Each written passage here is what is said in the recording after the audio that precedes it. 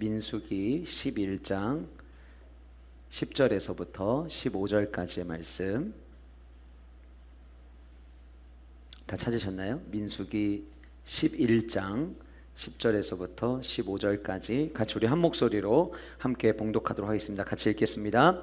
백성의 온 종족들이 각기 자기 장막문에서 우는 것을 모세가 들으니라.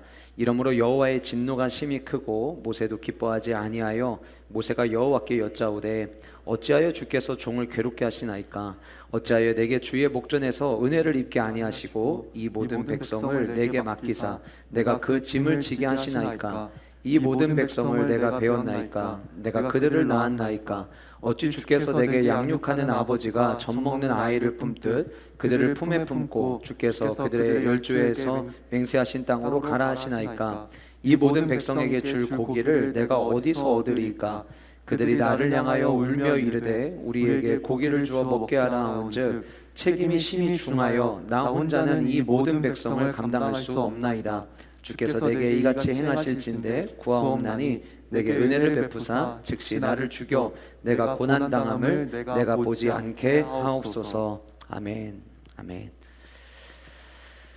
얼마 전에 끝났던 도쿄 올림픽 경기 중에서 수많은 경기들이 있었지만 그 중에 보는 이들로 하여금 안타까움을 갖게 했던 경기가 있었습니다. 바로 철인 3종 경기였었는데요.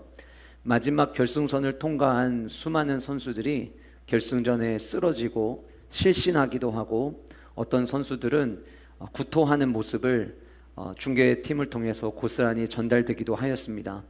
이미 경기가 시작되기 전부터 첫 번째 이 철인 3종 경기에서 시작하게 되는 수영을 하게 되는 그 해양의 수질이 너무 좋지 않다라고 하는 문제점들이 제기되었지만 이 경기가 그대로 진행이 되었고 그 악취나는 그리고 대장균이 굉장히 많이 검출된 그 수질 속에서 수영을 한 선수들에게 무리가 되었다라고 하는 이야기들이 그 이후에 후속적으로 기사화되는 것을 보게 되었습니다.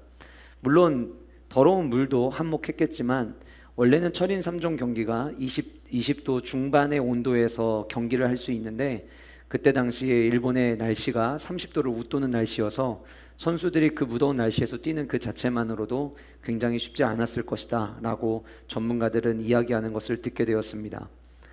그런데 여러분, 정말 그들이 진짜 구토하고 쓰러지고 탈진하고 기절했던 이유는 그들이 첫 종목이었던 수영부터 사이클 그리고 마라톤까지 그들이 끝냈기 때문입니다.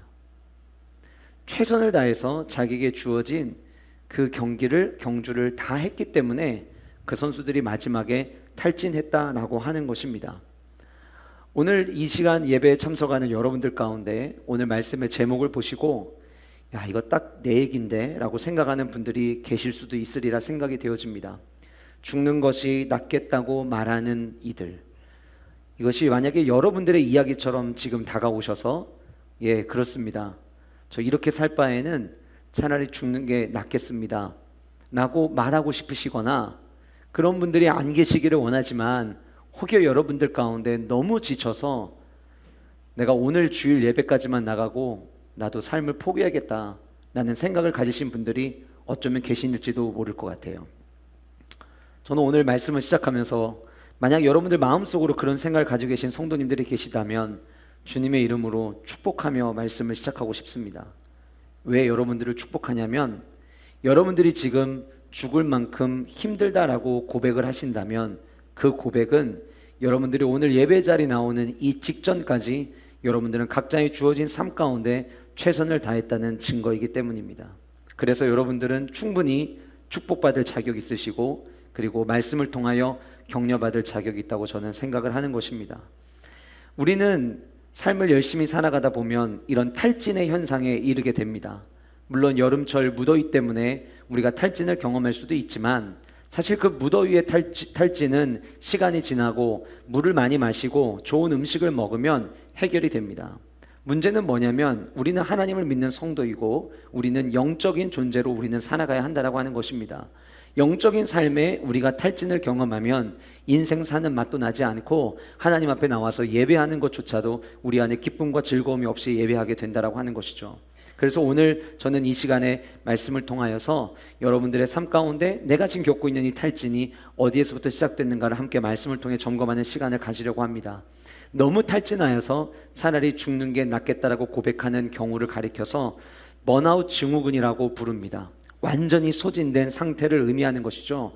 이 번아웃 증후군은 감정 노동과 함께 내가 열심히 노력을 했는데 그 노력한 것만큼의 결과가 나오지 않으면 스트레스를 받게 되고 그 스트레스를 통해서 내 삶 가운데 우울증이나 혹은 불안장애, 불면증과 같은 증상이 나타나는 것을 묶어서 번아웃 증후군이라고 부른다고 합니다.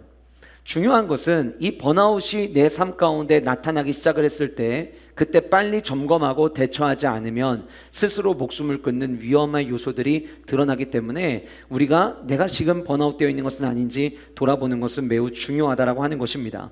지난주 금요일 저녁부터 우리는 탈진 탈출 프로젝트를 가지고 하나님의 말씀을 함께 나누고 있습니다. 지난 금요일 첫 번째 시간으로 삼손이 하나님 앞에서 나 죽겠습니다 라고 이야기했던 그 본문을 함께 살펴보고 돌파하는 방법이 무엇인가를 나눴습니다.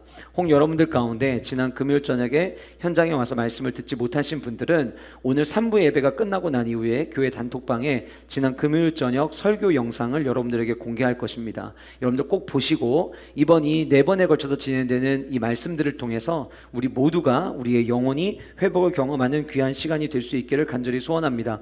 오늘은 탈진 탈출 프로젝트 두 번째 시간으로 죽는 것이 낫겠다고 생각하는 이들에게 라는 제목을 가지고 함께 말씀의 은혜를 나누려고 합니다. 제가 이 탈진 탈출 프로젝트를 준비하면서 몇 권의 책을 읽게 됐는데 그 중에 책 제목 자체가 꼭 우리에게 던져주는 메시지 같았던 책이 있었습니다. 지금 힘들다면 잘하고 있는 것이다. 지금 내가 힘들다면 그거는 잘하고 있는 것이다 라고 저자가 책 제목을 붙였어요. 이 책의 저자가 이 책이 담고 있는 전체적인 내용을 큰 그림을 우리에게 전달할 때에 제일 앞에 프롤로그라고 하는 면을 통해서 이 책을 쓰게 됐던 동기, 이 책을 읽는 독자들이 어떤 시간을 갖기를 원하는지에 대해서 글을 쓰는데 제가 그 첫 페이지를 딱 넘겼을 때에 프롤로그에 나와 있는 크고 굵은 글씨가 제 마음에 그 자체만으로도 위로가 되더라고요. 뭐라고 쓰여져 있었냐면 살아있는 사람은 힘든 만큼 찬란한 미래가 있다. 내가 지금 살아있는데 내가 지금 힘든 시간을 통과하고 있다면 그 힘든 것만큼 찬란한 미래가 있다는 거예요. 그럼 거꾸로 바꿔서 이야기했을 때에 내가 죽을 만큼 힘들면 그 이후에 그 어느 것과 비교할 수 없는 찬란한 미래가 우리에게 주어지고 있고 기다리고 있다라고 우리를 용기하는 것이었습니다. 우리의 삶 가운데 지금 내가 힘들어도 여러분들의 삶에 미래가 있다면 여러분들은 어떻게 하시겠습니까? 그러면 어떻게 해서든 다시 일어서기 위해 우리는 애쓰게 될 것입니다. 러시아의 문호였던 톨스토이도 역경 없는 위대함은 없다라고 이야기를 했습니다. 수많은 역경을 통과한 사람들의 삶 속에 위대함이 있는 것이지 고통 없고 역경 없는 삶을 살았던 자들에게는 그런 위대함과 화려함이 없다라는 것을 이야기하고 있는 것입니다. 그렇기 때문에 내가 오늘 이 자리에 오기까지 너무 힘들고 괴롭고 죽을 만큼 힘들다라고 이야기했다 할지라도 여러분들이 오늘 주시는 이 말씀을 통해 우리의 삶의 모습을 점검하고 이것이 반환점이 되어서 다시 회복하기 시작한다면 여러분들이 지금 고통을 느끼고 있는 것만큼 찬란한 미래가 있음을 여러분들이 함께 꿈꾸시고 그 안에서 소망을 발견하는 은혜가 있으시기를 주님의 이름으로 축복합니다. 민수기는 히브리어로 베미드마르라고 하는 이름을 갖고 있습니다. 베미드마르라는 뜻은 광야에서라고 우리가 번역을 하게 되는데요. 다시 말씀드리면 민수기에 나와 있는 모든 스토리들이 광야에서 일어난 이야기를 담고 있다라고 하는 것이죠. 시내산에서 모압 평지까지 이스라엘 백성들이 행군한 내용을 서술한 책이고 출애굽기 25장에서부터 하나님께서 이스라엘 백성들에게 주셨던 언약 규례를 계속해서 이어가고 있는 책이 민수기입니다. 민수기를 학자들마다 두 분류로 혹은 세 개로 5개로 이렇게 분류하곤 하는데 그래도 서로 다르게 분류는 하지만 공통적으로 분류하는 전환점이 있습니다. 그게 몇 장이냐면 민수기 10장입니다. 많은 학자들이 여기에 공통된 의견을 갖는 이유는 민수기 1장에서부터 민수기 10장까지 이스라엘 백성들이 행군에 앞서서 그들이 어떻게 행군해야 되는지 준비하는 내용이 담겨져 있기 때문에 1장에서 10장까지를 한 단락으로 나누곤 합니다. 다시 말씀드리면 10장에 일어난 사건이 굉장히 중요하다는 걸 우리에게 던지고 있는 것이고, 오늘 저와 여러분들이 읽은 11장의 본문은 10장의 스토리와 맞물려 있기 때문에 민수기 전체의 스토리 가운데 오늘 본문은 굉장히 중요한 본문이라고 하는 것을 먼저 저와 여러분들이 생각하기를 원합니다. 여러분이 이스라엘 백성들은 애당초 처음부터 예배하는 공동체로 하나님이 부르셨습니다. 이스라엘 백성들이 애굽의 종노릇 하고 있을 때에 하나님은 모세를 통해서 이스라엘 백성들을 데리고 나오라고 명령하셨고, 그 데리고 나오는 목적이 다른 것이 아니라 하나님을 예배하기 위함이라는 것을 주님은 말씀해 주셨죠. 그리고 이스라엘 백성들이 광야에 나옵니다. 하나님께서는 이스라엘 백성들에게 이 예배 공동체로 세워짐에 있어서 가장 중요한 예배를 돕고 예배를 준비하는 사람들인 제사장과 레위인에 대한 이야기를 민수기 1장에서 10장 사이에 굉장히 자세하게 전달해 주고 계십니다.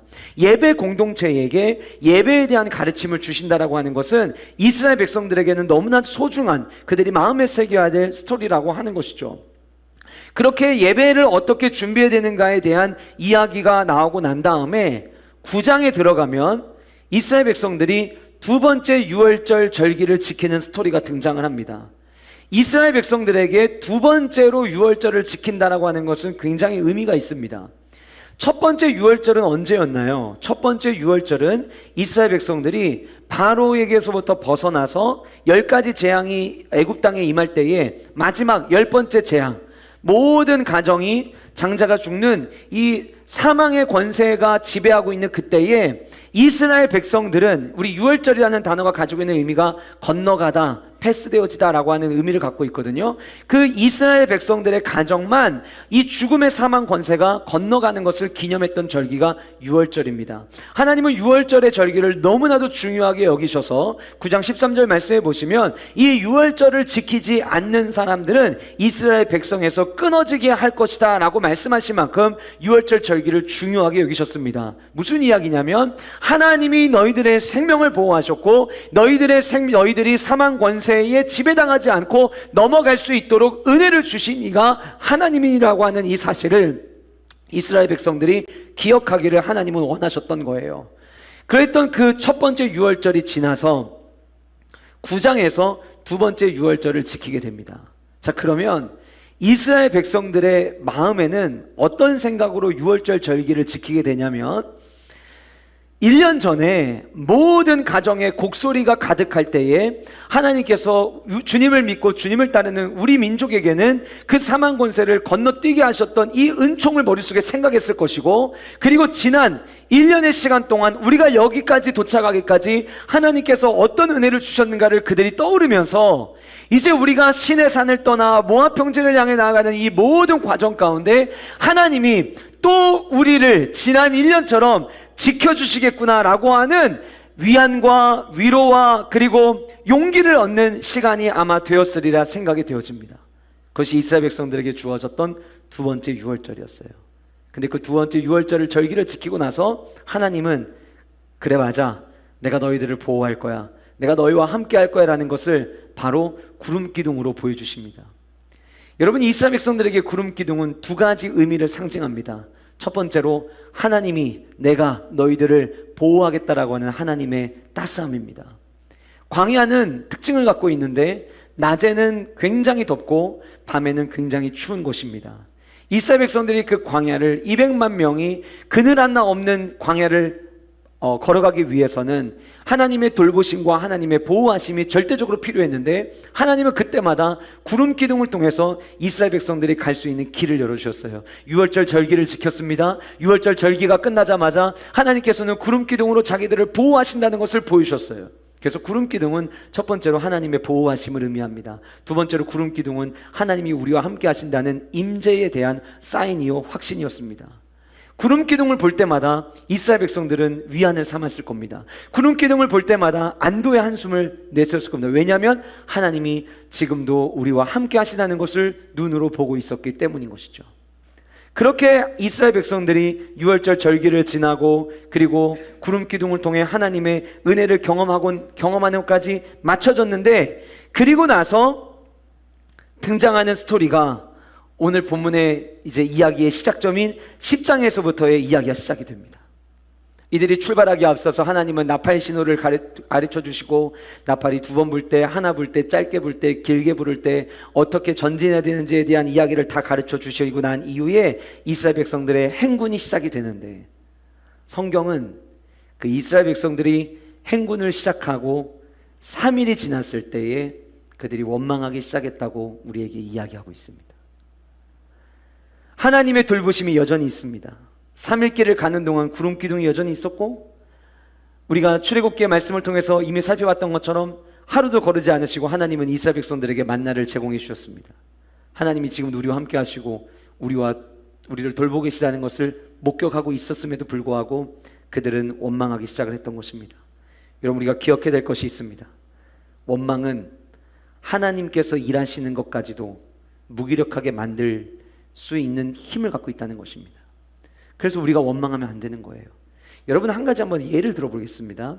어떤 행사가 준비가 되는데, 이 행사가 준비될 때에 이 행사를 누가 준비하느냐라고 하는 것은 굉장히 중요합니다. 예를 들어서 올림픽이 끝났는데 올림픽의 개막식을 누가 총 감독을 하고 폐회식을 누가 총 감독하느냐라고 하는 것은 이 개회식이 어떤 방향을 향해 갈 것인지를 미리 예측할 수 있는 좋은 자료가 되는 것입니다. 그래서 누가 준비했느냐는 굉장히 중요한 거예요.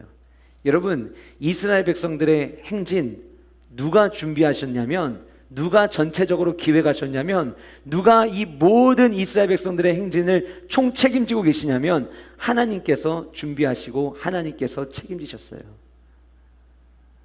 그러면 성경에 그 다음에 나오는 역사의 스토리가 뭔가 희망차게 행진곡이 울리면서 기쁨으로 행진하는 스토리가 나올 것처럼 우리는 예상하게 됩니다. 그런데 그러지 않았어요.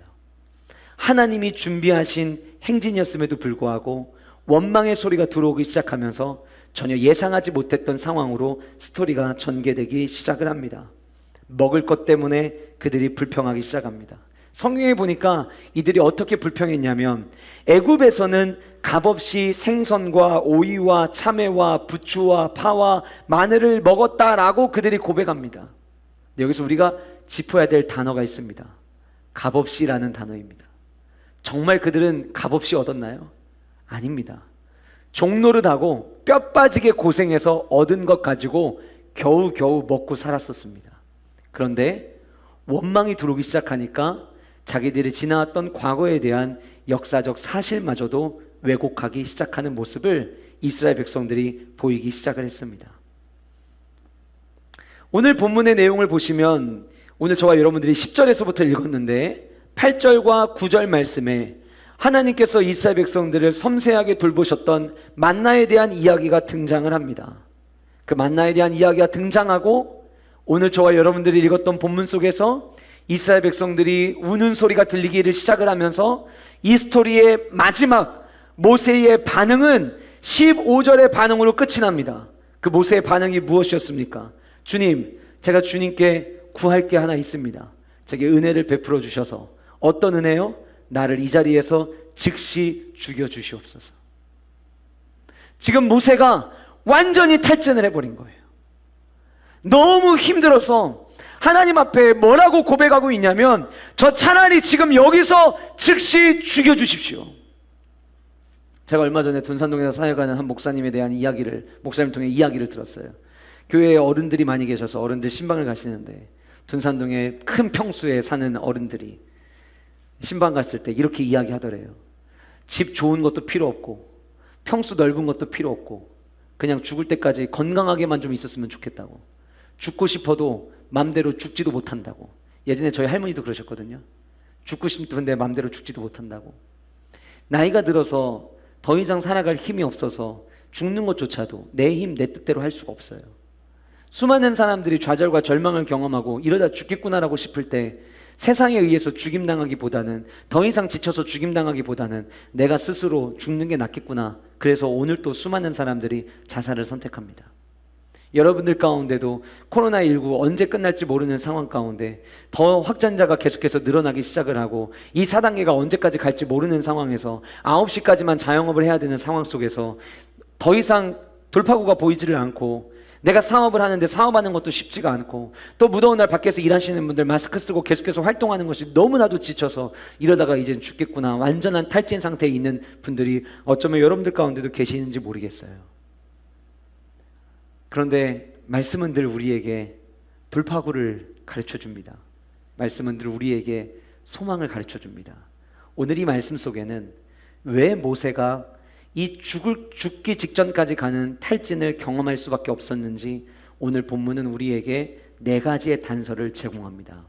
오늘 이 말씀을 저와 여러분들이 함께 살펴보시면서 지금 내가 겪고 있는 탈진이 모세가 겪고 있었던 탈진과 같은 문제 때문은 아닌지 돌아보시기를 원하고, 만약 여러분들의 삶 가운데 모세와 같은 문제 때문에 탈진하고 계시다면 다시 말씀을 통하여 소망을 발견하시고 새 힘을 누리시는 귀한 은혜가 여러분들 가운데 있으시기를 주님의 이름으로 축복합니다.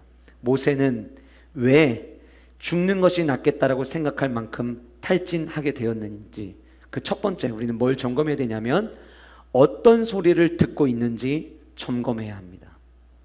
내가 지금 어떤 소리를 듣고 있느냐.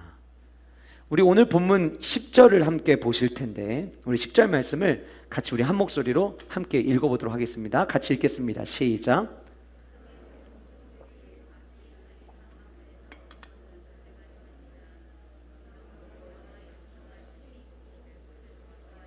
자, 저는 이제 성경을 읽을 때에 이렇게 구절들을 먼저 읽고 그 다음에는 이 구절에서 꼭 알아야 될 단어, 이 문장을 이끌고 가고 있는 가장 핵심이 되는 부분이 어떤 부분인지를 이렇게 살펴보는데요. 오늘 이 본문의 경우에 제가 이 본문을 읽을 때에 제 눈에 들어왔던 것이 무엇이었냐면, 오늘 이 본문은 15절에서 차라리 죽는 게 낫겠습니다라고 고백했던 모세의 탈진의 첫 시작이거든요. 10절이. 근데 뭐라고 기록되어 있냐면, 온 종족들이 각기 자기 장막 문에서 우는 것을 모세가 들었다라고 이야기했어요. 자, 그러면 저는 이 본문을 읽을 때 모세가 들었다에 밑줄을 쳤어요. 그리고 나서 이러므로 여호와의 진노가 심히 크고라고 나와 있지만 제게는 모세의 반응이 중요했어요. 모세가 우는 거를 들었고, 그리고 난 다음에 어떤 반응이 나타났냐면 모세가 기뻐하지 아니하였다라고 성경은 우리에게 이야기하고 있습니다. 세 번역에는 이렇게 표현하고 있습니다. 모세가 우는 소리를 들었고 모세는 그 앞에서 걱정이 태산 같았다. 기뻐하지 않았다라고 하는 것은 걱정이 몰려오기 시작했다는 거예요. 자, 그러면 모세를 탈진으로 몰고 가게 했던 그 시작은 어디부터 시작했냐면 지금 사람들이 우는 소리를 들은 것부터 시작했다라고 하는 것을 우리는 기억해야 되는 거예요. 내가 지금 듣고 있는 소리는 어떤 소리이냐? 예일대학교에서 학생들을 대상으로 실험을 했던 적이 있습니다. 종이에다가 A4 종이에다가 단어들을 써놨는데 이 단어를 어떤 단어라고 특별히 이 단어는 어떤 내용들을 나타내기 위한 단어라는 것을 이야기를 하지 않고 그냥 한쪽에 단어를 써놨어요. 반대편에도 단어를 써놨어요. 오해는 하지 마세요. 한쪽은 이 교수가 어른들을 생각했을 때 떠올려지는, 백발의 어르신들을 생각했을 때 떠올려진 단어들을 한쪽에다 적어놨고, 한쪽은 젊은 청년들을 생각했을 때 떠올리는 단어를 적어놨어요. 그런데 실험 결과 양쪽에서 단어를 보고 나온 사람들이 들어갈 때는 그 실험장까지 들어가는 보폭과 걸음걸이 속도가 다 똑같았는데 실험을 마치고 나올 때에 어르신들과 관련된 단어를 모아놨던 이 단어를 보고 나온 사람들이 들어갈 때의 평균 이동 속도와 발걸음의 보폭과 속도는 다 똑같았던 반면에 나올 때에 어르신과 관련된 단어를 계속해서 봤던 사람들은 발걸음이 느려졌고, 젊은 청년들에 관한 단어를 본 사람들은 오히려 나올 때 발걸음이 빨라지는 연구 결과를 알린 적이 있었습니다.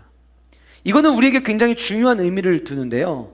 우리가 어떤 이야기와 어떤 단어와 어떤 말들을 많이 듣느냐에 의해서 우리의 발걸음이 무거워질 수도 있고 가벼워질 수도 있다라고 하는 것을 우리에게 알려주고 있는 거예요. 그래서 우리가 어떤 소리를 듣느냐라고 하는 것은 굉장히 중요합니다. 놀라운 것은 이 이야기가 있기 바로 전에 8절과 9절에서 만나에 대한 이야기를 이미 이들은 나눴었어요. 하나님이 행하신 일들이 무엇인가에 대한 이야기를 나눴었어요. 그런데 지금 이들이 보이고 있는 반응은 눈물을 흘리는 우는 모습이었고, 그 우는 모습 때문에 모세에게는 태산과 같은 걱정이 몰려오기 시작했다라고 하는 거예요. 그런데 이 모세에 대한 이야기를 읽으면서 제 가슴에 안타까웠던 부분이 있습니다. 오늘 말씀의 내용의 오늘 말씀 11장 4절 말씀을 보면 본문이 있죠. 그들 중에 섞여 사는 다른 인종들이 탐욕을 품음에 라고 되어 있어요. 무슨 이야기냐면 모세가 들은 이 울음소리의 시작은 이스라엘 백성에서 시작된 것이 아니라 이스라엘 백성들이 출애굽할 때 따라 나온 섞여 있는 민족들, 히브리 원어로는 잡종으로 표현합니다. 그 어디에서부터 왔는지도 모르는 사람들이 이 행군에 같이 끼어서 지금 나아가고 있는데, 그들이 먼저 원망하기 시작했고 그들이 먼저 울기 시작했다라고 하는 사실이에요. 여러분, 하나님의 백성이 슬퍼해야 되는 이유가, 하나님의 백성이 눈물을 내야 되는 이유가, 하나님을 알지 못하는, 하나님이 누구신지를 경험해보지 못한 사람들의 이야기를 듣고 만약에 우리가 울고 있는 것은 아닌지 우리는 우리의 모습들을 점검해 봐야 된다라고 하는 것입니다. 여러분, 우리는 무엇을 들어야 할까요? 제가 2주 전에 새벽 만나 기도회를 인도하면서 출애굽기 18장에 모세와 이드로의 만남에 대한 이야기를 나눴던 적이 있었습니다. 모세와 이드로가 오랜만에 만납니다. 그리고 그들이 대화를 나눕니다. 대화의 주된 스토리는 하나님께서 이스라엘 백성들을 바로의 손에서 어떻게 건지셨는가에 대해서 그들은 나눴습니다. 하나님이 베풀어 주신 은혜에 대해서 그들이 나눈 거예요. 그 이야기를 나누고 난 이후에 이드로에게 반응이 나타나는 걸 성경은 기록하고 있는데, 첫째, 이드로가 기뻐했다고 성경은 기록하고 있습니다. 기뻐한 데서 끝나지 않고 그 이드로가 하나님에 대한 신앙 고백을 합니다. 주는 다른 신보다 가장 크신 분이십니다. 거기서 멈추지 않고 이드로가 하나님을 예배하는 그 예배의 장소에 참여하는 것을 우리는 출애굽기 18장을 통해서 발견하였습니다. 사랑하는 성도 여러분, 내가 무엇을 듣고 있느냐에 따라서 내 안에 잃었던 기쁨이 회복될 수도 있고, 내가 무엇을 듣고 있느냐에 따라서 내 신앙 고백이 변화될 수도 있고, 내가 무엇을 듣고 있느냐에 따라서 예배의 대상을 다시 확인할 수도 있다는 것을 저와 여러분들이 기억할 수 있기를 간절히 소원합니다. 그래서 성도는 만날 때마다 하나님이 내 삶 가운데 베풀어 주신 은혜를 나눠야 돼요. 내가 내게 행하신 그 은혜를 나눌 때에 그 이야기를 듣는 다른 성도의 삶 가운데 잃고 있었던 기쁨이 다시 회복되어지고, 나는 그 이야기를 하면서 내 삶 가운데 행하신 하나님의 놀라운 일에 대한 하나님의 그 위대한 일들을 우리가 함께 듣는 거룩한 공동체가 될 수 있기를 주님의 이름으로 축복합니다. 그런데 여러분들 가운데 이렇게 이야기하는 분들이 계실 수 있어요. 목사님, 하나님이 내 삶 가운데 지금 행하신 일에 대해서 나도 나누고 싶은데 나눌 만한 이야기가 없습니다. 그럼 나는 무엇을 들어야 됩니까? 그런 고민을 가지고 계신 성도님들이 계시다면 하나님의 말씀에 귀를 기울이시기를 주님의 이름으로 축복합니다. 성경은 우리에게 이렇게 이야기합니다. 믿음은 들음에서 난다라고 이야기합니다. 여러분, 믿음이 어디서 시작되냐면 하나님의 말씀을 들을 때에 난다라고 하는 거예요. 여러분, 코로나19 시대를 통과하면서 여러분들 가운데 영적인 침체를 경험하고 있는 분들이 여러분들 가운데 계시리라 생각이 되어집니다. 제가 여러분들에게 한 가지 솔루션을 드릴 텐데 그건 다른 게 아닙니다.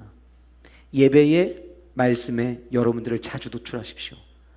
만약 예배하는 장소에 참여하지 못하셨다면 현장에서 주셨던 그 은혜와는 다르겠지만 링크에 올라온 것들을 다시 확인하시고 하나님 말씀 듣는 일에 여러분들 귀를 기울이시기를 원합니다. 저는 매일 아침에 공동체 성경 읽기라는 알림이 뜹니다. CGN TV라는 곳에서 매일마다 20분씩 성경을 읽을 수 있도록 개발을 해가지고 알림을 울려놓으면, 구독을 신청을 해놓으면 울리게 되는데, 이 성경 읽기는 때로는 목사님들이 혹은 신학교의 교수님들이 오늘 읽게 될 본문의 스토리가 어떤 내용인지를 설명을 간단하게 해주고 그 다음에 약 15분 정도 같이 성경을 읽는 프로그램입니다. 계속 나의 귀를 하나님의 말씀을 향해 열어놓는 거예요. 내가 하나님의 말씀을 들으면 그 안에서 믿음이 생겨나고, 믿음을 우리에게 주어지면 하나님을 향한 믿음 때문에 우리는 그 안에서 소망을 발견하게 된다라고 하는 것입니다. 여러분들, 우리 교회 단톡방에 이미 올라왔던 설교했던 링크들을 누르시기만 하면 여러분들 말씀 다시 들을 수 있습니다. 그 말씀에 계속 여러분들을 노출시키시고 하나님 말씀을 들음으로 말미암아 저와 여러분들의 삶 가운데 세상적인 이야기, 세상에서 안 된다라고 하는 이야기, 자녀 교육 어렵다는 이야기, 이렇게 사업하다는 망하겠다는 이야기, 그 이야기만 들을 것이 아니라 그 이야기에 앞서서 하나님이 우리에게 들려주기를 원하시는 주님의 음성에 귀를 기울일 수 있는 저와 여러분이 될 수 있기를 주님의 이름으로 축복합니다. 제가 최근에 아주 흥미롭게 읽고 있는 책이 한 권 있습니다. 퓰리처상을 수상한 제임스 볼이라고 하는 영국에서 가장 지금 영향력 있는 글을 쓰는 한 분인데요, 이분이 책을 쓴 것이 한국에 번역이 됐습니다. 개소리는 어떻게 세상을 정복했는가. 이 책 제목입니다. 책 제목에 개소리는 어떻게 세상을 정복했는가. 영어로도 개소리라는 단어를 그대로 쓰고 있어요. 불시앗이라는 단어를 쓰고 있거든요. 이 책을 제가 흥미롭게 읽기 시작했던 이유는, 이 책을 제가 사게 됐던 이유는, 이 책의 부제가 진실보다 강한 탈진실의 힘이라는 부제를 갖고 있는데, 지금 우리가 살아가는 시대는 모든 것들이 가짜 뉴스와 진짜 뉴스만 있는 게 아니라 가짜 뉴스도 아니고 진짜 뉴스도 아닌 개소리 같은 소리가 너무 많다는 거예요. 그런데 이 소리 때문에 사람들이 낙심하고, 이 소리 때문에 사람들이 절망하고, 이 소리 때문에 사람들이 세상을 포기하는 일들이 너무 많이 일어나고 있다라고 하는 거예요. 제가 이 책을 읽게 됐던 동기는, 이 인류상의 유일한 진리와 진실은 성경 하나밖에 없는데, 이 시대가 이 진실에서부터 벗어나는 운동을 펼친다면 교회는 어떻게 맞서야 될까를 알고 싶어서 이 책을 읽기 시작을 했습니다. 그런데 제가 이 책을 읽으면서 생각을 해보니까 우리의 모든 일상이 이 책에서 이야기하고 있는 내용들이 하나부터 열까지 많은 사람들이 영향을 받아서 우로 쏠리고 좌로 쏠리고 하는 그 모든 이야기가 알고 보면 진실이 아닌, 가짜도 아닌, 말도 안 되는 개소리 같은 소리에 의해서 우리가 좌지우지되고 있다는 거예요. 어쩌면 여러분들이 지금 탈진하고 있는 그 이유가 거짓도 아니고 진실도 아닌, 말도 안 되는 소리 때문에 여러분들은 지금 탈진을 경험하고 있는지도 모른다라고 하는 거예요. 그럼 우리는 이런 시대 속에서 어떻게 해야 됩니까? 시대가 아무리 흘러도 변하지 않는 유일하게 진리의 이야기만 담고 있는 성경에 우리는 귀를 기울여야 한다라고 하는 것입니다. 여러분, 그동안 교회가 얼마나 낙심했습니까? 비대면으로 예배해라, 20% 예배해라, 10% 예배해라. 지난주 우리 교회 수요 예배 드리는데 나와가지고 한번 폐쇄됐던 교회는 예배 못 드린다고. 근데 예배 드리면 어떡하냐고. 설교자가 앞에서 마스크 써야지 마스크 안 쓰고 어떻게 설교하냐고 지적하고 갔대요. 정식으로 공문 보내라고 이야기를 했는데 우리는 그런 이야기를 들을 때마다 위축됩니다. 제가 참 감사한 것 중에 하나는 우리 교회 성도님들이 지난주에 약 250분이 현장에서 예배를 드리셨어요. 그러면 우리 교회 성도님 가운데 대부분이 현장에 나오셔서 예배를 드리셨다는 거거든요. 그동안에 교회의 예배를 누가 정의했습니까? 모세가 지금 슬퍼하기 시작했던, 기쁨을 잃었던 이유가 섞여 들어왔던 민족들 때문이었습니다. 하나님을 알지 못하는 사람들이 눈물 흘리는 것 때문에, 그 소리 때문에 모세의 삶 가운데 기쁨을 잃었어요. 교회의 예배는 어떻게 드려야 된다는 거, 성경이 우리에게 정해준 기준이 있는데 지금 대한민국은 성경이 정해준 기준이 아니라 질병관리청에서 정해준 기준에 의해서 성도들조차도 무엇이 옳은지 무엇이 그른지를 이야기합니다. 여러분, 학부모들이 일어났습니다. 학부모들이 주장합니다. 이번 2학기부터는 정면 등교하도록 하라고 학부모들이 일어났습니다. 왜? 그런데 한국교회 그 수많은 성도는 교회 가서 예배하게 해달라고 왜 전면적으로 나서지 못하고 있는 겁니까? 무엇 때문에 우리가 위축되었습니까? 무슨 소리 때문에 나도 모르는 사이에 슬픔이 우리 안에 찾아온 것입니까? 제가 아까 전에 여러분들에게 어쩌면 다음 주 우리가 청바지 주의를 드리지만 다 같이 모여서 예배 드릴 수도 있을 것 같다고 말씀드렸습니다. 어제 문체부 장관인 황희 장관이 우리 교단의 총회장을 맡고 있는 송광송 목사님을 만나서 어제 저녁 늦은 시간까지 대화를 나눴고, 그 대화에서 이렇게 이야기를 하고 자리를 떴습니다. 알겠습니다. 교회가 이렇게 방역수칙을 잘 지키고, 교회가 이렇게 QR 체크를 통해서 성도들의 출입을 잘 정리하고 있고, 들어오면서 소독하고 체온 측정하고 일반 다른 것보다 훨씬 더 자리 간격 넓혀서 모임을 갖고 있다면 예배 후에 소모임을 하지 않고 예배 후에 교회에서 식사를 제공하지 않는다는 조건으로 일반 공연장 수준으로 예배할 수 있도록 점검하겠다는 이야기를 남기고 갔어요. 그러면 어떻게 되냐면 한 자리 건너 앉으시면 되는 거예요. 그러면 다음 주 우리 청바지 주일이 이번 한 주간 동안 어떻게 진행될지는 모르지만 다음 주에 이것이 잘 진행되면 우리 모두가 한 자리에서 청바지 주일 예배를 드릴 수도 있어요. 자, 보세요 여러분. 지금 제가 잠깐 문체부 장관 이야기를 여러분들에게 들었어요. 여러분들 지금 기분이 어떠세요? 뭔가 밝아지지 않으세요? 소망이 느껴지지 않으세요? 그게 우리의 인간이에요. 소망적이고 희망적인 이야기를 들으면 내가 언제 그랬나 싶을 만큼 기분이 좋아져요. 그런데 반대로 우는 소리 계속 들으면 짜증납니다. 그리고 우는 소리 계속 들으면 기쁨이 사라지기 시작합니다. 기쁨이 사라지는 것은 탈진으로 가는 첫 출발입니다. 저는 저와 여러분들이 하나님의 말씀에 귀를 기울임으로 말미암아 우리의 삶 가운데 기쁨이 다시 시작되는 놀라운 은혜가 있기를 주님의 이름으로 축복합니다. 두 번째로 점검해야 될 것은 짐인지 은혜인지 생각해야 합니다. 짐인지 은혜인지 생각해야 합니다. 우리 11절 말씀 같이 우리 한 목소리로 함께 읽도록 하겠습니다. 같이 읽겠습니다. 시작. 모세가 여호와께 여짜오되 어찌하여 주께서 종을 괴롭게 하시나이까? 어찌하여 내게 주의 목전에서 은혜를 입게 아니하시고 이 모든 백성을 내게 맡기사 내가 그 짐을 지게 하시나이까? 제가 이 본문을 읽을 때 제 눈에 두 개의 단어가 눈에 확 들어왔습니다. 첫 번째는 어찌하여 내게 주의 목전에서 은혜를 입게 아니하시고, 무슨 얘기예요? 어떻게 저한테 은혜를 안 주실 수가 있어요? 그 얘기한 거예요. 그리고 뭐라고 이야기하냐면 이 모든 백성을 내게 맡기사 내가 그 짐을 지게 하시나이까. 지금 왜 모세가 탈진하기 시작했냐면요, 하나님께서 이스라엘 백성들이 이끌고 나와서 예배 공동체로 세우라고 이야기를 하셨고 하나님이 그동안에 은혜를 주셨거든요. 그런데 우는 소리 듣고 나니까 하나님이 은혜를 경험하시기 위해서 함께하게 한 이 이스라엘 백성들이 짐처럼 느껴지기 시작을 하는 거예요. 처음에 서로 만나서 가정을 이루고 결혼을 할 때에는 그저 사랑하고 때로는 흉한 모습도 너무 이쁘게 보였던 부부가 어느 순간부터 내게 짐처럼 느껴지기 시작한다면 탈진에 이르게 됩니다. 사랑하는 아내가 사랑하는 남편이 짐처럼 느껴져요. 혹은 분명히 아이들이 태어났을 때는 하나님이 우리 가정에 주신 선물이라고 그렇게 기뻐하던 아이들이 중학교 2학년을 거치고 사춘기에 이르면서 내가 하라는 대로 하지 않고 때론 나가서 약간의 문제를 일으키고 싸우고 들어오고 이런 일들이 일어나기 시작하면 분명히 하나님께서 내게 맡겨주신 축복이요 은혜라고 이야기했던 그 아이들이 짐처럼 느껴집니다. 처음 개업 예배 드릴 때 그 조그만한 가게 하나님께서 그래도 이거라도 시작하게 하셔서 너무 감사하다고 다른 사람들 앞에서 작지만 그래도 이제 나도 사장이라고 이야기한다는 그 생각이 내 안에 들어왔을 때 그렇게 하나님이 내게 주신 은혜요 선물처럼 여겨졌던 사업이 코로나19를 통과하면서 이제는 나에게 짐이 됩니다.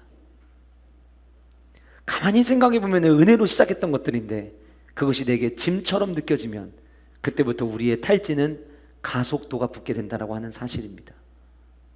그것뿐인가요? 하나님께서 몸된 교회를 세우고 섬기기 위하여 자격 없는 나에게 직분을 맡겨주셨는데 자격 없는 나에게 중직의 직분을 맡겨주시고 목자의 직분을 맡겨주시고 교사의 직분을 맡겨주셔서 이 일 처음 시작할 때에는 나같이 연약한 자에게 하나님께서 이런 직분을 맡겨주셨다고 감사하고 감격하고 내가 힘을 다하여서 몸된 하나님의 나라와 교회를 세우는 일에 최선을 다하겠노라고 결단했었는데 은혜가 사라지면 어느 순간부터 그 직분도 내게 짐이 되지는 않습니까? 그러면 탈진하기 시작하는 거예요. 벗어나기를 원하는 거예요. 처음에 줄 때에는 하나님께서 주실 때에는 영광스럽게 받았던 직분조차도 내게 은혜가 사라지면 짐처럼 다가오기 시작한다는 겁니다. 지금 한국 사회에 많은 이들이 결혼은 합니다. 그런데 결혼을 하는데 아이를 낳지 않아요. 강아지를 입양해서 키우고 고양이를 입양해서 키웁니다. 아이를 낳지 않아요. 왜 낳지 않느냐? 여러 가지 이유를 이야기하겠지만 아이가 짐이 된다고 생각하는 거예요. 우리가 번 돈, 우리만을 위해서 열심히 쓰고 우리 둘이 행복하면 돼. 저랑 가장 가깝게 지내고 있는 동생 한 명도 지금 결혼한 지 5년이 넘었는데 아이를 갖지 않아요. 못 갖는 게 아니라 안 가져요.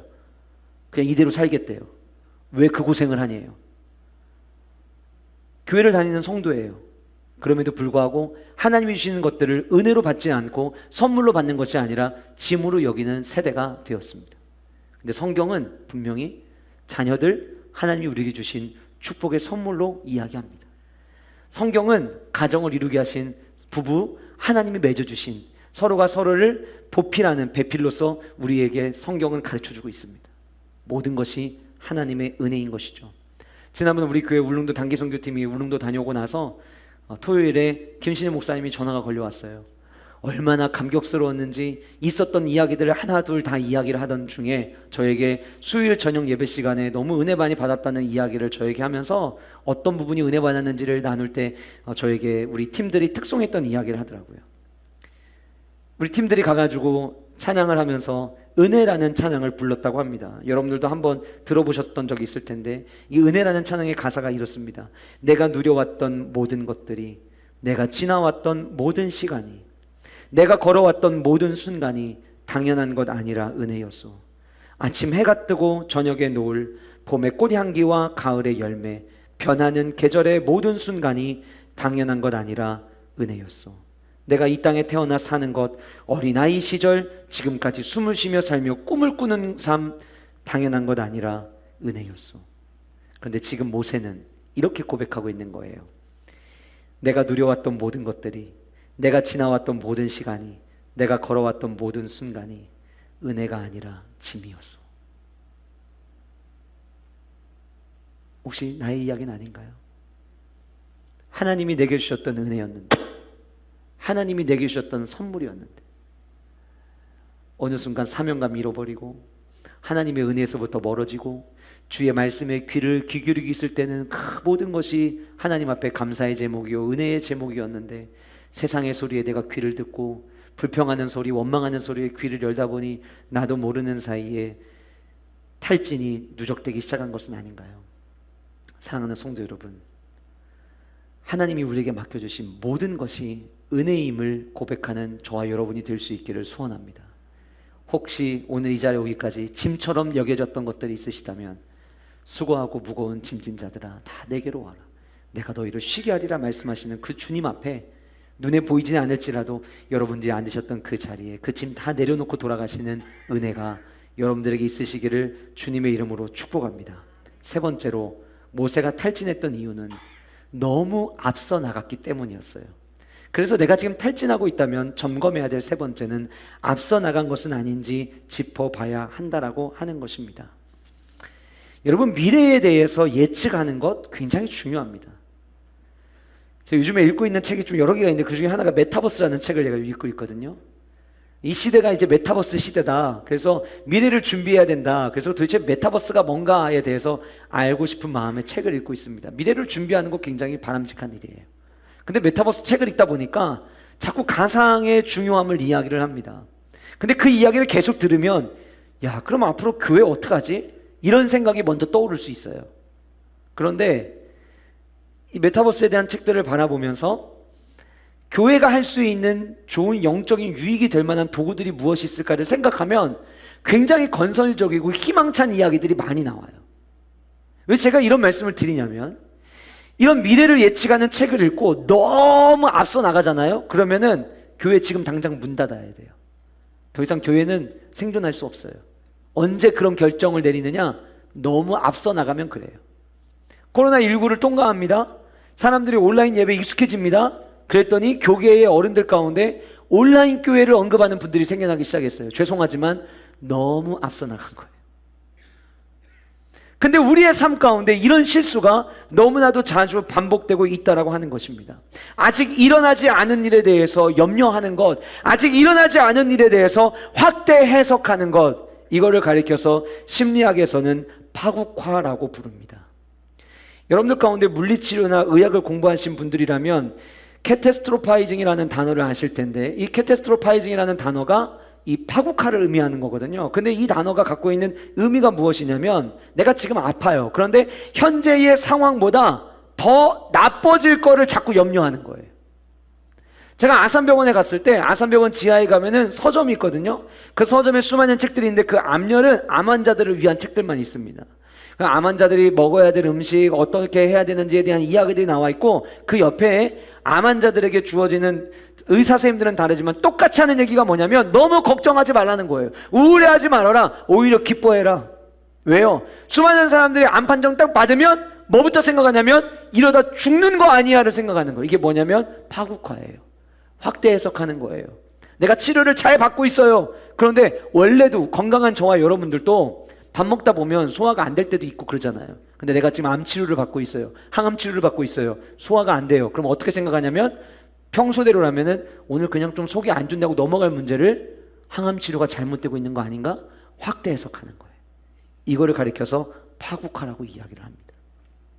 그런데 오늘 본문에 근데 이 파국화를 우리가 주의해야 되는 이유는 왜 그러냐면, 이 파국화가 우리에게 가속화되기 시작을 하면 통증 때문에 우리가 무기력함을 느끼기 시작을 한대요. 그리고 이 무기력함이 계속해서 반복되면 공황장애와 공포증으로 우리에게 나타난다고 합니다.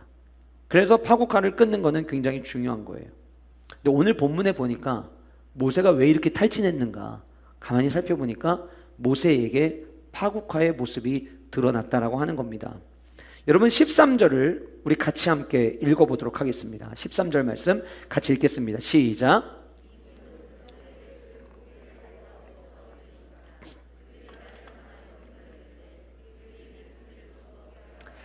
자, 13절에 보시면 이 모든 백성에게 줄 고기를 내가 어디서 얻으리까지 모세가 하는 이야기예요. 자, 모세가 우는 소리를 들었죠? 우는 소리를 듣고 지금 뭐라고 하나님 앞에 이야기하냐면, 하나님, 제가 이 많은 사람들을 어디 가서 고기를 구해다가 먹게 합니까? 그 다음 이렇게 이야기합니다. 그들이, 백성들, 우는 사람들이 나를 향하여 울며 이르되, 나를 향해 울고 있다고 이야기해요. 그 다음에 우리에게 고기를 주어 먹게 하라 라고 모세는 이야기를 했어요. 자, 그런데 13절은 모세의 철저한 파국화요, 모세의 철저한 확대 해석이었습니다. 왜 그러냐? 4절을 이제 다시 읽겠습니다. 4절, 좀 아까 읽었던 13절을 머릿속에 기억하시고, 자, 4절 읽겠습니다. 시작. 섞여 사는 다른 인종들이 탐욕을 품음에 이스라엘 자손도 다시 울며 이르되 누가 우리에게 고기를 주어 먹게 하라. 자, 보세요. 울었어요. 울었는데 그 울으면서 모세에게 고기 달라고 얘기했나요?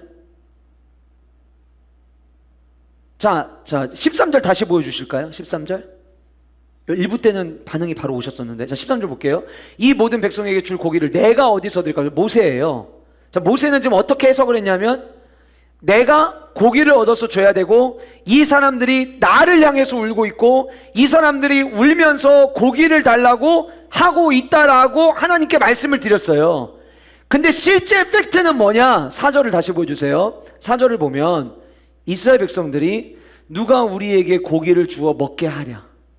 모세에게 너가 우리에게 고기를 줘라고 이야기하지도 않았고, 모세를 향하여라고도 기록이 전혀 없어요. 그냥 울은 거예요. 고기 먹고 싶다고 그냥 울은 거예요. 그런데 모세가 확대 해석을 한 거예요. 우리의 상황 속에서 다양한 소리를 듣습니다. 그런데 우리도 나도 모르는 사이에 확대 해석해요.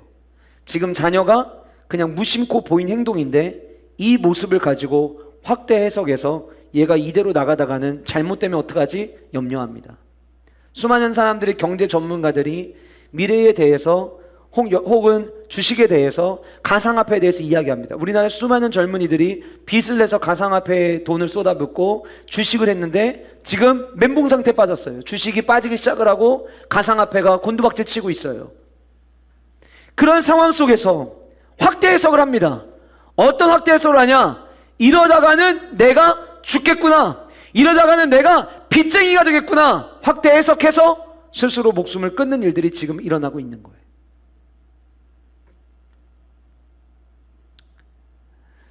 우리의 삶 가운데 여러분들이 지금 염려하고 고민하고 있는 일들 한번 가만히 한번 살펴보세요.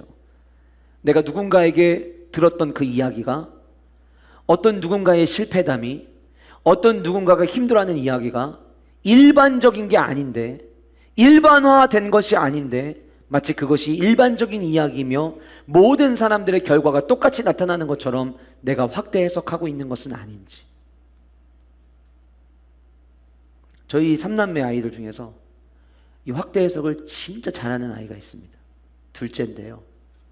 이 아이는 얼마나 확대 해석을 잘하냐면 최근에 얼마 전에 이제 식당을 갔다가 실수로 컵을 깼어요. 아빠, 사장님한테 얘기했어? 이거부터 시작을 합니다. 이거 컵 깨진 것 때문에 아빠 돈 많이 물어내야 되는 거 아니야? 잠깐, 아니야, 괜찮아. 밥 먹다가, 아빠 이거 컵 깬 것 때문에 사장님이 아빠 고발하면 어떡하지? 아이, 그럴 일 아니야. 또 아무렇지도 않게 밥 먹다가, 아빠 이거 만약에 이것 때문에 아빠가 붙잡혀가면 어떡하지? 너무 확대해서 가는 거예요. 그럴 일 안 일어나고 오늘 이렇게 멀쩡하게 서 있습니다. 우리의 삶 가운데 여러분, 굳이 하지 않아도 되는 생각을 너무 많이 해요. 그러다 보면 탈진하게 되는 거예요. 여기서 우리가 한 가지 꼭 짚어봐야 될 게 있어요. 자, 그러면 하나님께서 모세에게 고기를 만들으라고 한 적도 없고, 이스라엘 백성들이 모세에게 고기를 달라고 한 적도 없고, 모세 혼자 내가 이 모든 백성들에게 고기를 줘야 되겠다 생각을 했는데, 자, 그러면 여기서 짚고 넘어가야 될 것, 그럼 지금까지 모세가 한 거는 뭐가 있습니까? 왜 모세가 지금 이 확대 해석을 하고 있는 줄 아세요? 지금까지 내가 있다고 생각하는 거예요. 여러분, 구름 기둥 모세가 띄웠나요? 홍해를 건넌 거 모세가 부채질 겁나 빡세게 가지고서는 물이 갈라진 거였어요? 이스라엘 백성들 만나, 백성들 잠자고 있을 때 밖에 나가가지고 열심히 노력해가지고 만나가 주어졌던 거예요? 아니에요. 이스라엘 백성들 첫 출발부터 지금까지 이스라엘 백성들을 인도하신 분은 하나님이셨고, 이스라엘 백성들 먹이신 분도 하나님이셨고, 이스라엘 백성들 옷이 헤어지지 않도록 하신 분도 하나님이셨어요. 내가 한다고 생각하니까 확대 해석하고 그 확대 해석 때문에 탈진하기 시작한 거예요. 사랑하는 성도 여러분, 오늘 저와 여러분들 여기 있다는 것, 하나님이 우리를 인도하셨기에 우리가 이 자리에 있는 줄 믿으시기 바랍니다. 제가 얼마 전에 소개하면서 여러분들께 그런 말씀 드렸죠. 교회를 다니는 성도들이 하나님의 창조에 대해서는 너무 확신해요. 그런데 하나님의 섭리에 대해서는 별로 확신을 못해요. 나를 지으시고 모든 세상을 창조하신 분 하나님이십니다라는 말은 참 잘하는데, 그 하나님이 오늘 또 나를 다스리고 계시고 내 삶을 주관하고 계시고 나의 앉고 일어섬을 아시고 때론 나의 배고픔도 나의 배부름도 하나님의 손에 달려 있습니다를 고백하는 이들은, 인정하는 이들은 그렇게 많지 않다는 거예요. 만약 내가 지금 죽을 만큼 힘든 과정을 통과하고 있다 할지라도 그 모든 상황을 하나님이 알고 계시고 주님이 함께 하신다는 것을 안다면 우리는 탈진하지 않습니다. 왜요? 이러다가 하나님이 다시 또 일으켜 주시겠지, 지금까지 그러셨듯이 다시 또 새 힘 주시겠지, 그렇게 우리는 반응하게 되기 때문이에요. 그래서 여러분, 이제부터는 확대 해석하지 마세요. 있는 거 그냥 그대로 받으시고, 그리고 그래, 지금까지 여기까지 온 것도 내 힘으로 온 게 아니라 하나님의 은혜요 하나님의 인도하심으로 왔는데 내가 왜 걱정하냐, 나는 하나님을 믿고 이제부터 또 걸어가겠습니다. 이 고백과 결단이 저와 여러분의 고백되기를 주님의 이름으로 축복합니다. 마지막으로 우리가 탈진하지 않기 위해서 점검해야 되는 것은 기도 제목을 통해 영적인 상태를 점검해야 됩니다. 기도 제목을 통해 영적인 상태를 점검하자. 자, 15절 말씀 보실까요? 주께서 내게 이같이 행하실진대 구하옵나니. 기도합니다. 기도하는 거 좋은 거죠. 뭐라고 기도했냐? 기도 제목이 무엇이었느냐? 내게 은혜를 베푸사. 여기까지도 문제가 없어요. 근데 어떤 은혜냐? 즉시 나를 죽여. 기도 제목에 뭔가 문제가 있어요. 자, 그러면 여러분들 가운데 이렇게 반문하시는 분들이 계실 수 있어요. 목사님, 그러면 하나님 앞에 나와서 기도할 때 주님, 저 죽겠습니다. 너무 힘듭니다. 차라리 저 이렇게 계속 살아가야 된다면 차라리 저 죽여주세요. 이런 기도 그럼 하면 안 되나요? 할 수 있잖아요. 저 예전에 육호할 때 이런 기도 많이 했거든요. 할 수 있어요. 그럼 뭐가 문제냐는 거예요. 제가 여러분들에게 뭐라고 말씀드렸냐면, 기도 제목을 통해 나의 영적인 상태를 점검해야 된다고 제가 말씀드렸어요. 여러분 하나님 앞에 나와서 주님 저 너무 힘들어요, 저 괴로워요, 죽을 것 같아요, 어떻게 하면 좋죠? 저 이러다 진짜 죽는 거 아니에요? 이런 기도 하나님 앞에 나가서 하지 누구한테 합니까? 할 수 있어요. 문제는 그 기도의 내용 안에 내 영적인 지금 상태가 어떠한가 하는 거예요. 출애굽기 32장에 모세의 또 다른 모습을 우리는 볼 수가 있습니다. 출애굽기 32장에서 하나님으로부터 계명을 받기 위해 모세가 시내산에 올라가죠. 40일 동안 하나님이랑 함께 있었어요. 자, 생각을 한번 해봅시다. 여러분이 누군가와 40일을 여행을 했다고 한번 가정을 해봅시다. 얼마나 친해질까요? 얼마나? 물론 마음에 안 맞는 사람하고 여행하면은 갔다 와서 왼수가 되기도 하겠지만 정말 너무 좋고 나누는 대화가 너무 좋고 그 안에서 내가 서로 나누고 교제하고 공감했던 것들이 너무 행복하다면 40일의 시간을 보내고 돌아왔다? 그러면 뗄래야 뗄 수 없는 상황이 될 거예요. 자, 모세가 시내산에 올라가서 40일 동안 하나님의 계명을 받았다. 그러면 지금 모세의 상태가 하나님과 가장 친밀한 상태예요. 그 친밀한 상태를 가지고 내려왔는데 땅 밑에서 어떤 일이 일어났냐면 모세가 하도 안 내려오니까 이스라엘 백성들이 아론을 중심으로 가지고 있는 모든 금을 모아가지고 금송아지를 만들었어요. 송아지가 뭡니까? 애굽에서 우상으로 섬기던 우상이었거든요. 그 우상의 모양을 만들어버린 거예요. 그리고 우상 숭배를 합니다. 모세가 내려와서 보니까 과간인 거예요. 하나님은 지금 이 백성들을 하나님의 언약 백성으로 예배 공동체로 우리에게 계명을 주시려고 나를 부르셨고 그 계명을 받아서 내려왔는데 밑에서 지금 우상 숭배를 하고 있는 거예요. 심지어 그 출애굽기 32장의 말씀을 잘 읽어보시면 그들이 거기서 되게 기뻐합니다. 과간 아니에요? 여러분 모세의 마음이 얼마나 슬펐겠어요? 얼마나 아팠겠어요? 오늘 본문 속에서도 모세가 아픈 마음을 드러내는데 이때 모세의 마음이 얼마나 아팠겠어요? 왜 아플 수밖에 없냐면 하나님이 어떤 분이신지를 지금 40일 동안을 경험을 하고 내려왔잖아요. 그런데 어찌 그 하나님 앞에서 이렇게 우상 숭배를 할 수 있을까? 마음이 막 찢어졌을 거예요. 그때 모세가 하나님 앞에 기도하는 내용이 출애굽기 33장 12절과 13절에 나옵니다. 우리 같이 한 목소리를 읽어보겠습니다. 시작.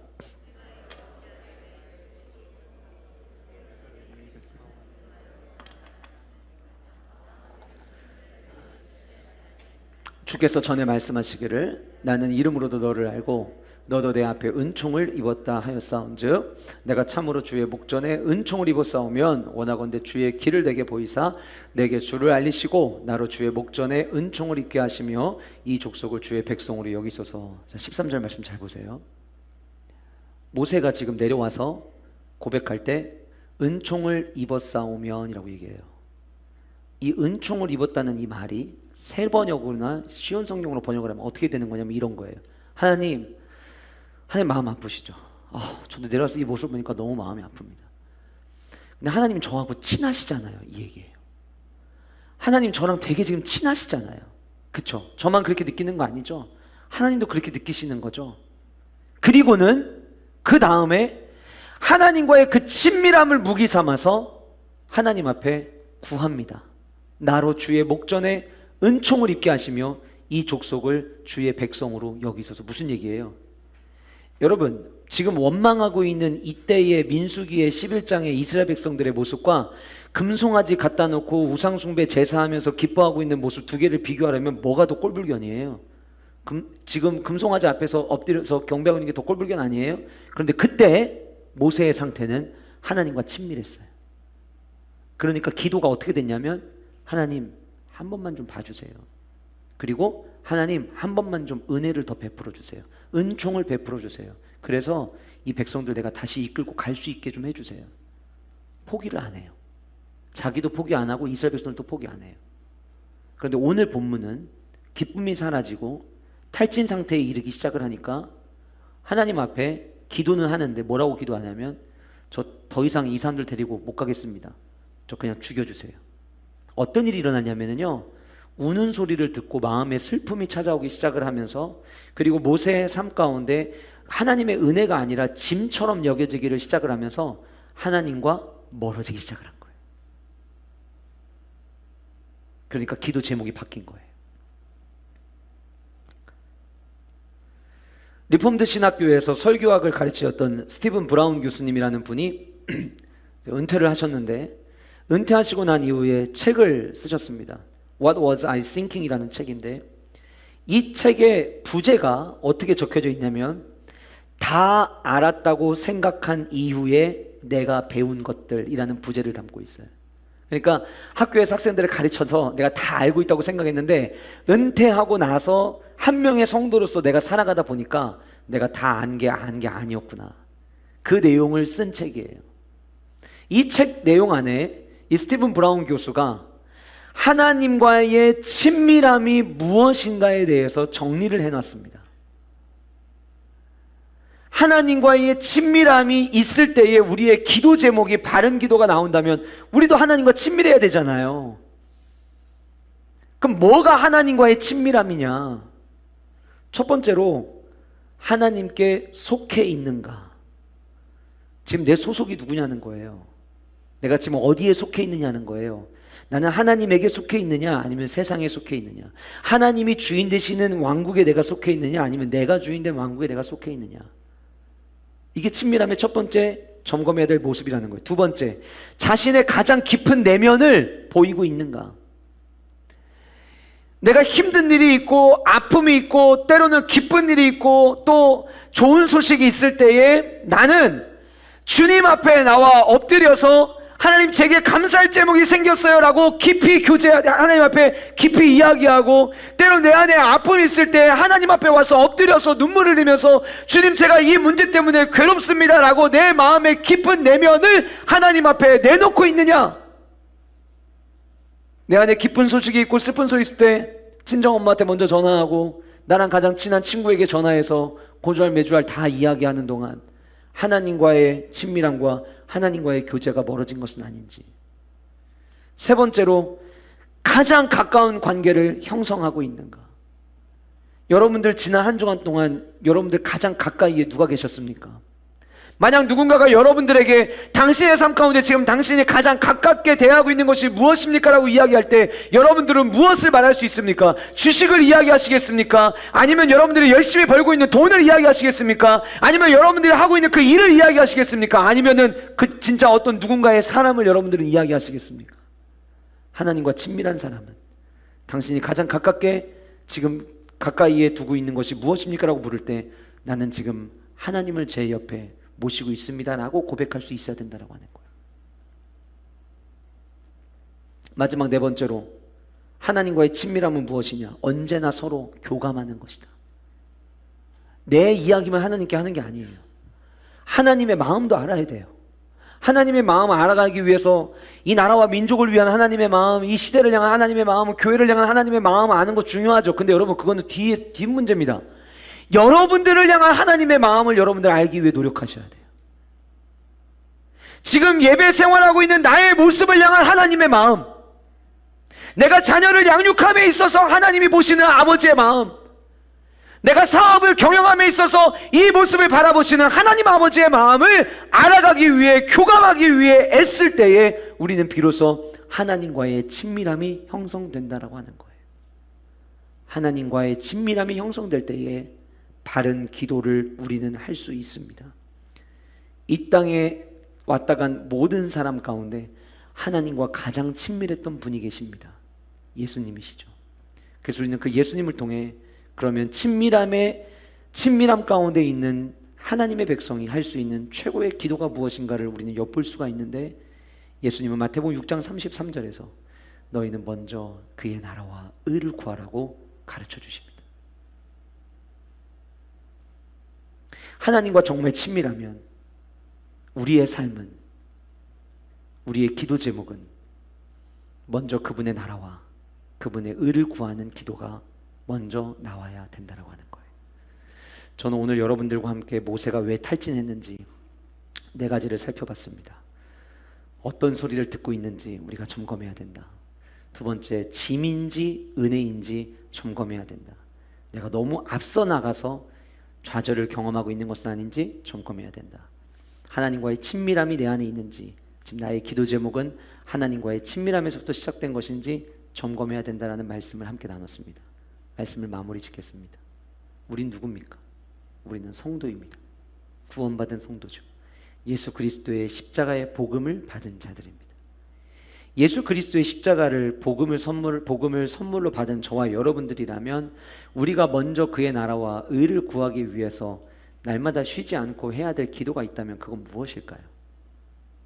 바로 내게 맡겨주신 이 복음이 아직 알지 못하는 누군가에게 전달되게 하는 것입니다.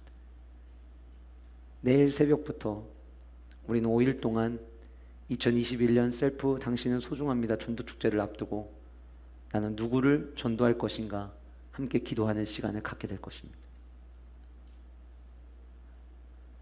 복음의 소중함을 발견한 성도는 이 기도가 얼마나 소중한지 아시리라 생각되어집니다. 하나님의 나라와 의를 구하는 것, 입술로만 구하는 것이 아니라 강권하여 데려다가 자리를 채우는 것이 우리의 사명입니다. 저는 올해 열리는 이번 전도축제, 목사님 요즘 같은 시대에 전도 어떻게 합니까? 가뜩이나 교회에서 모이는 거 사람들이 뭐라고 하는데 어떻게 합니까? 그래서 여러분 지금부터 10월까지 하나님 믿는 성도의 삶이 얼마나 행복한 삶인지를 우리는 증거해야 합니다. 그리고 내 힘으로 절대 못합니다. 그래서 함께 모여 기도하기를 결단하는 것입니다. 내일 새벽부터 5일 동안 함께 나오셔서 하나님 나는 누구를 품어야 됩니까? 나는 누구를 위해 기도해야 됩니까? 혹은 이미 마음에 결정을 하신 분들이라면 주님 그의 마음을 주님께서 녹여주셔서 이번 이 전도축제를 통하여 하나님 앞에서 다시 회복되는 영혼 되게 하여 주시옵소서. 기도할 수 있는 은혜가 저와 여러분들 안에 있기를 주님의 이름으로 축복합니다. 우리 함께 기도하도록 하겠습니다. 이 시간 주님 한 목소리 기도하실 텐데 내가 탈진했던 이유가 혹 모세의 모습 가운데 등장했던 이 이유와 같지는 않은지 저와 여러분들의 모습을 돌아보면서 하나님 내가 오늘 이 시간부터 하나님의 말씀을 듣고 긍정적인 이야기를 듣는 일에 더 힘쓰는 성도 되게 하여 주시옵소서. 내가 좋은 소식을 들음으로 말미암아 내 내면의 기쁨이 다시 회복되게 하여 주시옵소서. 내가 지금 은혜로 알고 있는지 짐으로 여기고 있는지 내 삶의 모습을 돌아보게 하시고 내게 지금 주어진 모든 것들이 하나님의 은혜임을 다시 발견할 수 있는 그 은혜를 내게 허락하여 주시옵소서. 주님 제가 주님보다 앞서 나가지 않게 하여 주시옵소서. 주님과 함께 동행하며 살아가는 삶이 되게 하여 주시고 하나님과의 친밀함을 통하여 나의 기도 제목이 바른 기도 제목으로 하나님 앞에 나아가 내 마음을 쏟아놓는 성도 되게 하여 달라고 이 시간 우리 한 목소리로 함께 기도하며 나가도록 하겠습니다. 기도하시겠습니다.